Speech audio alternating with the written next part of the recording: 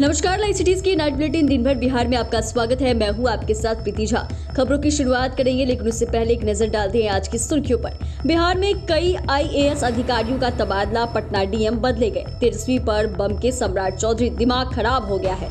जदयू ने भी तेजस्वी को घेरा। स्पीकर को लेकर विपक्ष पर भड़क गए ललन सिंह। लोकसभा में दिलेश्वर कामत बने जदयू संसदीय दल के नेता। मांझी बोले आपातकाल के लिए कांग्रेस माफी मांगे। बीमा भारती के पति बेटे के खिलाफ वारंट। पटना में सीबीआई ने ईओयू, एडीजी, एसएसपी के साथ बैठक की। मुजफ्फरपुर में लूटपाट का विरोध करने पर महिला को मारी गोली। बिहार में आकाशीय बिजली गिरने से 6 की मौत। और अब खबरें विस्तार से। राज्य सरकार ने कई आईएएस अधिकारियों का तबादला कर दिया है। पटना के डीएम शीर्षत कपिल अशोक का भी ट्रांसफर कर दिया गया है। सरकार ने कुल 6 आईएएस अधिकारियों का तबादला किया है। राज्य सरकार के सामान्य प्रशासन विभाग की अधिसूचना के मुताबिक चंद्रशेखर सिंह को पटना का फिर से डीएम बनाया गया है। चंद्रशेखर पहले भी इसी पद पर थे। सरकार ने अब एक बार फिर चंद्रशेखर सिंह को पटना के डीएम पद की जिम्मेदारी सौंपी है। वहीं पटना के मौजूदा डीएम शीर्षत कपिल अशोक को बिहार राज्य पथ निर्माण निगम में एमडी बनाया गया है। वे पथ निर्माण विभाग में विशेष सचिव के अतिरिक्त प्रभार में भी रहेंगे। केंद्र प्रतिनियुक्ति से लौटे हिमांशु शर्मा को जीविका का मुख्य कार्यपालक पदाधिकारी बनाया गया है।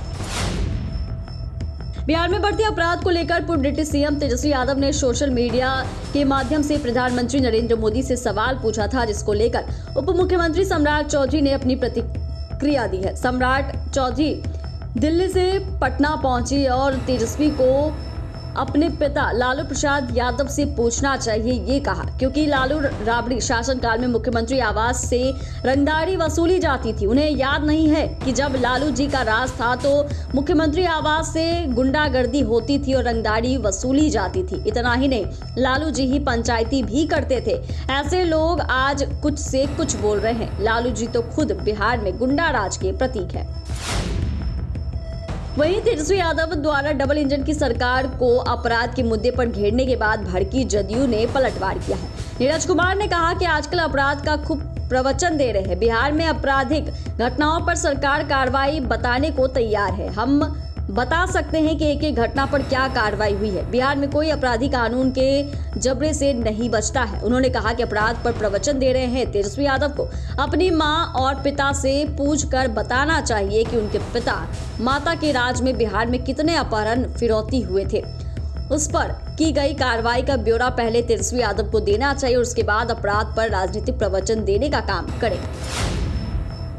लोकसभा स्पीकर को लेकर पक्ष और विपक्ष के बीच सहमति नहीं बनने पर अब कल अध्यक्ष पद के लिए पहली बार वोटिंग होगी। एनडीए उम्मीदवार ओम बिरला के खिलाफ एनडीए गठबंधन ने के सुरेश को मैदान में उतारा है। विपक्षी दलों ने सरकार के सामने शर्त रखी थी कि लोकसभा का डिप्टी स्पीकर विपक्ष का होगा, तब वह सत्ता पक्ष के उम्मीदवार को अपना समर्थन देगा। हालांकि एनडीए ने इस शर्त को मानने से इनकार कर दिया और चुनाव में जाने का फैसला लिया है। कल होने वाले चुनाव को लेकर एनडीए की सहयोगी जदयू ने अपना रुख स्पष्ट कर दिया है। केंद्रीय मंत्री ललन सिंह ने कहा कि शर्त के आधार पर वो लोग लोकतंत्र चलाना चाहते हैं। विपक्ष दबाव की राजनीति करना चाहता है, लेकिन लोकतंत्र में दबाव की राजनीति नहीं चलती है।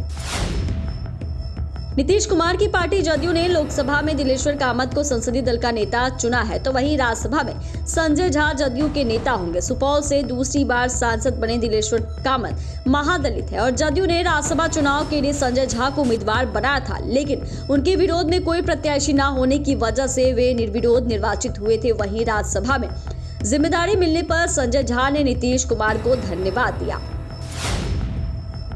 आपातकाल के लागू होने के दिन पर एक तरफ जहां बीजेपी काला दिवस मना रही है, तो वहीं केंद्रीय मंत्री जीतन मांझी ने भी आपातकाल के लिए कांग्रेस को माफी मांगने की नसीहत दे दी है। मांझी ने आपातकाल पर सवाल खड़ा करते हुए कहा कि आपातकाल के दौरान हुए जुल्मों सितम के लिए कांग्रेसियों को माफी मांगनी चाहिए। इधर कांग्रेस ने पलटवार करते हुए कहा कि 10 सालों के कार्यकाल का जब हम एनालिसिस करेंगे तो सीधा सीधा यह पता चलेगा कि देश में अघोषित इमरजेंसी है। मोदी सरकार संविधान की धज्जियां उड़ा रही है। इधर राजद ने भी कहा कि मांझी पहले अपने एनडीए के नेताओं के कार्यक्रम और उनके द्वारा किए गए कार्यों को देख लेते तो इस तरह की बातें करने से पहले 100 बार सोचते, क्योंकि अघोषित आपातकाल की स्थिति आज है। अदालत ने गोपाल यादव का हत्याकांड में रुपौली की पूर्व विधायक बीमा भारती के पति और बेटे के खिलाफ गिरफ्तारी वारंट जारी कर दिया, जिसके बाद पुलिस दोनों आरोपियों की तलाश में लगातार छापेमारी कर रही है। हालांकि अभी तक दोनों पुलिस की गिरफ्त से बाहर बताए जा रहे हैं। पूरे मामले की जानकारी देते हुए पूर्णिया के एसपी उपेंद्र नाथ वर्मा ने बताया कि अभी तक जो जांच हुई उसमें अवधेश मंडल और राजा मंडल के शामिल होने के पुख्ता सबूत मिले हैं। इसीलिए ही तो इन लोगों का गिरफ्तारी वारंट भी जारी हुआ है। दोनों अभियुक्तों की तलाश तेजी से की जा रही है। आर्थिक अपराध इकाई टीम ने सीबीआई को नीट परीक्षा पेपर लीक से जुड़े सारे सबूत सौंप दिए हैं। अब सीबीआई पेपर लीक से जुड़े सारे तार एक एक कर खंगाल रही है। पटना पहुंची सीबीआई की टीम ने सीबीआई कार्यालय में पटना एसएसपी और ईओयू एडीजी नैयर हसनैन खान के साथ बैठक की, जहां मामले से जुड़े अहम बिंदुओं पर चर्चा की गई। नीट पेपर लीक केस में सीबीआई की टीम ने पटना एसएसपी से जुड़े अहम बिंदुओं की जानकारी ली है। वहीं दूसरी अफसरों से भी जांच का शॉर्ट नोट हासिल किया है। मुजफ्फरपुर में बेखौफ अपराधियों का तांडव लगातार जारी है। बेला औद्योगिक थाना क्षेत्र के बेला मोड़ के पास बाइक सवार 3 अपराधियों ने प्राइवेट कंपनी में काम करने वाली एक महिला को लूटपाट के दौरान घेरकर गोली मार दी है। जानकारी के अनुसार अपराधियों द्वारा 3 गोलियां चलाई गई, जिसमें से महिला को 1 गोली लगी। गोली चलाने के बाद तीनों बाइक सवार बदमाश मौके से फरार हो गए। गोलीबारी की इस घटना के बाद पूरे इलाके में सनसनी फैल गई है और घटना की सूचना मिलने के बाद मौके पर पुलिस पहुंची और तहकीकात शुरू कर दी। बिहार में आकाशीय बिजली कहर बरपा रही है। अब तक 6 लोगों की मौत हो गई है, वहीं 3 लोग बुरी तरह से झुलस गए हैं। आकाशीय बिजली गिरने से बेतिया में एक महिला की मौत हो गई है और एक 3 वर्षीय बच्ची झुलस गई है। बताया जा रहा है कि महिला अपने घर के बाहर खड़ी थी, तभी बारिश होने लगी और घर पर ही ठनका गिर गया, जिससे महिला की घटनास्थल पर ही मौत हो गई। बक्सर में 3 की मौत, साथ ही 2 बच्चे गंभीर रूप से झुलस गए। चैनल को सब्सक्राइब करें, फेसबुक पेज को लाइक करें। धन्यवाद।